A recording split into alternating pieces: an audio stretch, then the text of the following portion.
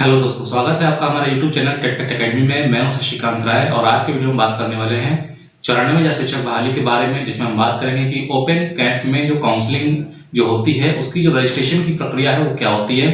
क्योंकि जो है बहुत सारे कमेंट्स जो है मेरे चैनल पे इसी को लेकर के आ रहे थे कि ये बताइए कि आप बार बार जो है बात करते हैं कैंप काउंसलिंग की और उस काउंसलिंग में आप कहते हैं कि रजिस्ट्रेशन कराना होता है, रजिस्ट्रेशन कराना होता है। तो ये रजिस्ट्रेशन आखिर होता क्या है, कैसे होता है, क्यों कराया जाता है, इसके बारे में सारी डिटेल्स हम आपको बताएंगे और अपना जो एक एक्सपीरियंस है उसको भी इसमें बताएंगे कि आज के समय में यानी कि जो है आप ये मान के चलिए कि चौथे पांचवें चरण के बाद यानी कि पांचवें चरण से जो है काउंसलिंग की जो रजिस्ट्रेशन प्रोसेस थी उसमें कुछ चेंजेस किए गए थे।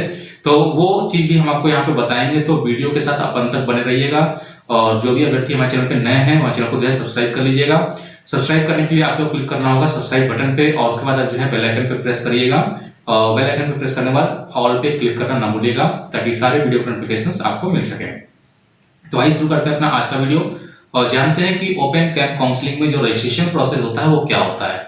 इससे पहले हम एक चीज यहाँ बता देते हैं कि जो रजिस्ट्रेशन होता था, जो चौथे चरण तक जो रजिस्ट्रेशन होता था उसमें जो है थोड़ा सा सिस्टम अलग था और पांचवें चरण का जो रजिस्ट्रेशन सिस्टम था उसमें थोड़ा सा डिफरेंसेस देखने के लिए मिले थे। बिहार शिक्षा विभाग में जो है रजिस्ट्रेशन प्रोसेस में थोड़ा सा जो है अंतर किया था। और यहाँ पे एक चीज हम आपको पहले बता देते हैं कि जो रजिस्ट्रेशन होता है वो ऑफलाइन होता है, ये ऑनलाइन नहीं होता है। तो आप जब भी ओपन कैंप में जाएंगे तो जो रजिस्ट्रेशन आपका जो है कराया जाएगा वो जो है ऑफलाइन होता है। और यहाँ पे आप ध्यान रखिएगा एक बार अगर आपने जिस रूम में रजिस्ट्रेशन करा लिया आपको वहीं बैठना पड़ता है। जबकि चौथे चरण की हम बात अब आपको बताते हैं कि चौथे चरण में क्या हुआ था कि जो रजिस्ट्रेशन प्रोसेस था कैंप काउंसलिंग में उसमें आप कई रूम में जाकर रजिस्ट्रेशन करा सकते थे। उसमें आपको किसी प्रकार की ना तो कोई जो है पर्ची मिलती थी ना रसीद मिलती थी। आप क्या करते थे, आप सिंपली जो है जाते थे उस रूम में रजिस्ट्रेशन करा लेते थे। उसके बाद आप दूसरे रूम में जाके भी रजिस्ट्रेशन करा सकते थे, तीसरे में भी करा सकते थे।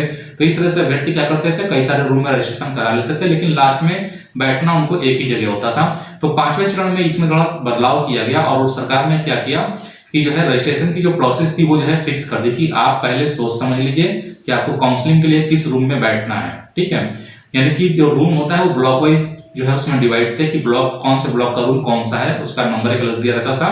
तो पहले कैंडिडेट को जो है पांचवें चरण में ये कहा गया कि आप डिसाइड करिए कि आपको जो है किस रूम में या किस ब्लॉक में काउंसलिंग करानी है, उसी रूम में आपका रजिस्ट्रेशन होगा। तो सर लोग क्या करते थे कि पहले जो है पूरा जो है कैंप घूम लेते थे और उसमें देख लेते थे कि कहाँ पे कितने मिनट तक के अभ्यर्थी बैठे हैं, उसके बाद हम जो है रजिस्ट्रेशन कराते थे। तो ये पांचवें चरण से जो प्रक्रिया जो है शुरू हुई थी, जो प्रोसेस शुरू हुई थी, वही प्रोसेस आपको छठे चरण में भी देखने के लिए मिल सकता है। और जो रजिस्ट्रेशन का जो प्रोसेस है वो पूरी तरीके से ऑफलाइन होता है। यहाँ पे आप बिल्कुल ध्यान रखिएगा कि रजिस्ट्रेशन प्रोसेस में आपको किसी प्रकार की कोई रिसीविंग नहीं दी जाती है। ठीक है, तो रजिस्ट्रेशन प्रोसेस में क्या होता है कि जब आप जो है जिस ब्लॉक में रजिस्ट्रेशन कराएंगे तो आप पहले क्या करेंगे, सारी छानबीन कर लेंगे कि आप उस सीटों के अंदर आ रहे हैं कि नहीं आ रहे हैं।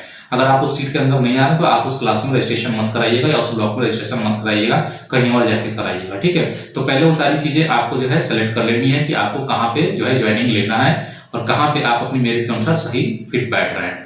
उसके बाद आप क्या करेंगे, उस रूम में जाएंगे। रजिस्ट्रेशन का एक रजिस्टर होता है जिसमें आपका जो है क्रमांक नंबर दिया जाएगा, आपका नाम लिखा जाएगा, आपके पिता का नाम लिखा जाएगा, आपकी जन्म तिथि लिखी जाएगी और आपके सारे एकेडमिक जो मार्क्स होते हैं वो लिखे जाते हैं और उसके साथ जो टीईटी का जो वेटेज अंक मिलता है वो लिखा जाता है। और उसके बाद जो टोटल मेधा अंक होता है वो जो है 0.3 अंकों तक जो है बना करके लिख दिया जाता है। तो इसे हम लोग कहते हैं एक रजिस्ट्रेशन रजिस्टर।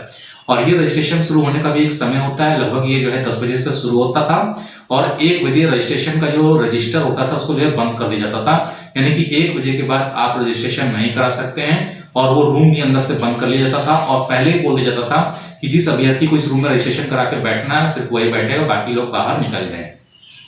तो जिसको उस ब्लॉक में रजिस्ट्रेशन कराना होता था वो उसी में बैठ जाता था और उसके बाद जो है 3 या 4 जो है कैंडिडेट उसी रूम में से जो है लिए जाते थे और जो रजिस्ट्रेशन का जो रजिस्टर होता है उसको क्लोज कर दिया जाता है। वहां पे एक नीचे लाइन खींची जाती थी, उस पर साइन होते थे, मोहर होते थे, 3-4 कैंडिडेट के भी उस पर जो है नाम लिख करके साइन कराए जाते थे।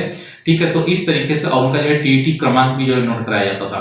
तो ये कहीं कहीं देखने के लिए मिलता था, हर जगह नहीं होता था, लेकिन रजिस्ट्रेशन रजिस्टर जो है क्लोज कर दिया जाता था बिल्कुल लास्ट लाइन से और उसके बाद फिर किसी का रजिस्ट्रेशन नहीं होता था। और इस रजिस्ट्रेशन के प्रोसेस के बाद जो है मेरिट अंक जो है बनाया जाता था और उसके बाद जो है डिक्लेरेशन करके नियोजन पत्र सौंपा जाता था। ये रजिस्ट्रेशन का जो है पूरा प्रोसेस था जो कि आपको कराना अनिवार्य था।